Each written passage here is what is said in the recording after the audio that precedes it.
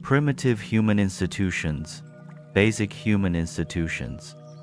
Primitive human institutions. Emotionally, man transcends his animal ancestors in his ability to appreciate humor, art, and religion.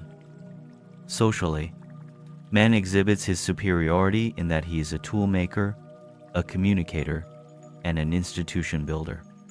When human beings long maintain social groups, such aggregations always result in the creation of certain activity trends, which culminate in institutionalization.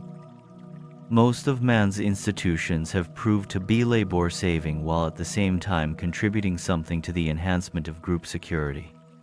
Civilized man takes great pride in the character, stability, and continuity of his established institutions.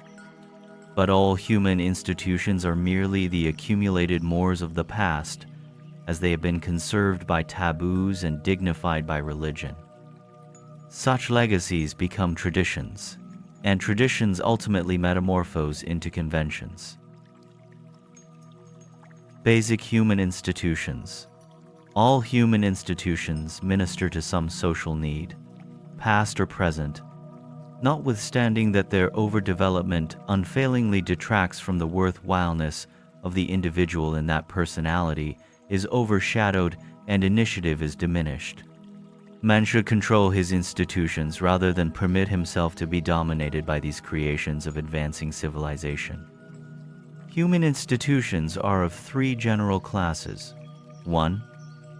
The institutions of self-maintenance.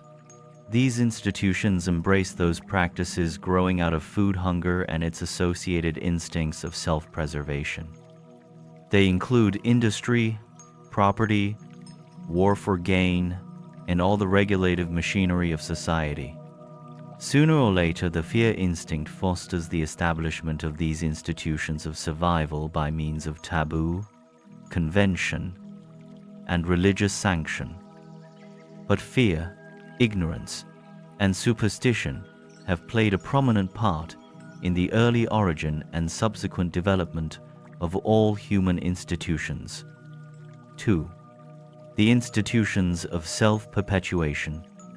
These are the establishments of society growing out of sex hunger, maternal instinct, and the higher tender emotions of the races. They embrace the social safeguards of the home and the school, of family life, education, ethics, and religion. They include marriage, customs, war for defense, and home building. 3. The institutions of self-gratification. These are the practices growing out of vanity, proclivities, and pride emotions, and they embrace customs in dress and personal adornment, social usages, war for glory, dancing, amusement, games, and other phases of sensual gratification. But civilization has never evolved distinctive institutions of self-gratification. These three groups of social practices are intimately interrelated and minutely interdependent the one upon the other. On Urantia, they represent a complex organization which functions as a single social mechanism.